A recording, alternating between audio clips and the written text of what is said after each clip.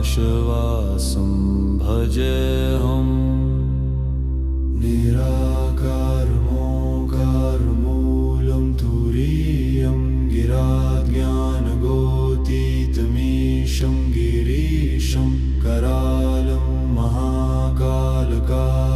कृपालं गुणागारसंसारपारं नतोऽहं तुषाराद्रिसङ्काशगौरं गभीरं मनोभूतकोटिप्रभाश्रीशरीरं स्फुरन्मौलिकल्लोलिनी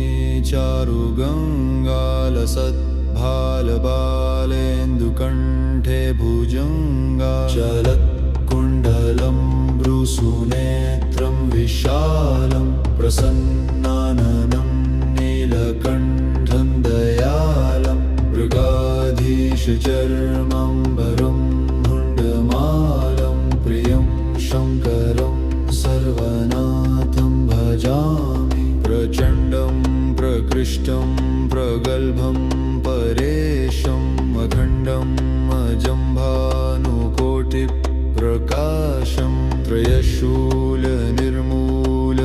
शूलपाणिं भजेऽहं भवानीपतिं भावगम्यं कालातीतकल्याणकल्पान्तकारी सदा सज्जनानन्ददाता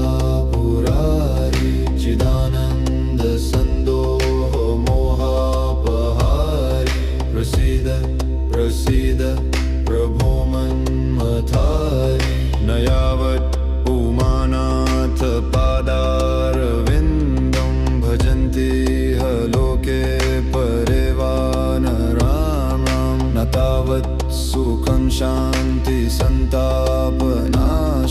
प्रसीद प्रभो सर्वभूताधिवासं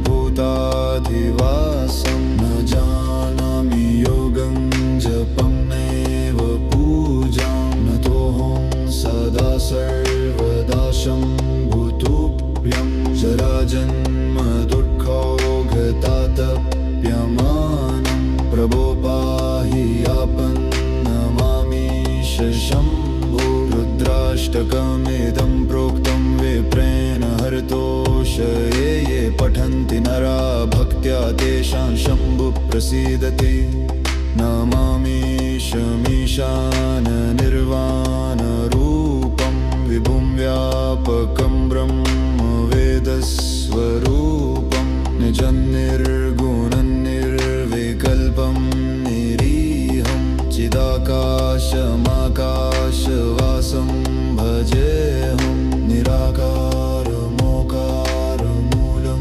तुरीयं गिराज्ञानगोतीतमीशं गिरीशं करालं महाकालकालं कृपालं गुणागारसंसारपारं नतोऽहं तुषाराद्रिसङ्काशगौरं गभीरं मनोभूतकोटिप्रभाश्रीशरीरं स्फुरन्मौलिकल्लोलिनी चारुगङ्गा लसद्भालबालेन्दुकण्ठे भुजङ्गा चलत्कुण्डलं भ्रूसुनेत्रं विशालं प्रसन्नाननं नीलकण्ठं दयालं मृगाधीशचर्माम्बरं मुण्डमालं प्रियं शङ्करं सर्वनाथं भजामि प्रचण्डं प्रकृष्टं प्रगल्भं परेशम् अखण्डम् अजम्भानुकोटिप्रकाशं त्रयशूलनिर्मूलनं शूलपाणिं भजेऽहं भवानीपतिं भावगम्यं कालातीतकल्याणकल्पान्तकारी सदा सज्जनानन्ददाता पुरारी चिदानन्दसन्दोहमोहापहारी प्रसीद प्रसीद प्रभो मन्मथारी न यावत् उमानाथपादारविन्दं भजन्ति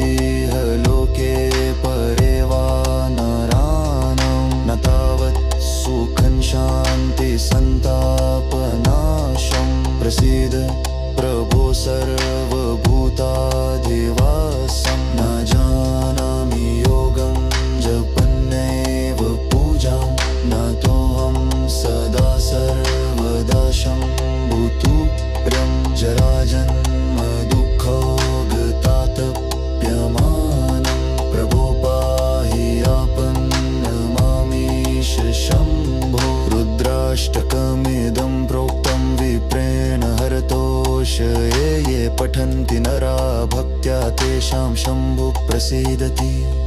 नमामीशमीशाननिर्वाणरूपं विभुं व्यापकं ब्रह्मवेदस्वरूपं निजं निर्गुणं निर्विकल्पं निरीहं चिदाकाशमाकाशवासं भजेऽहं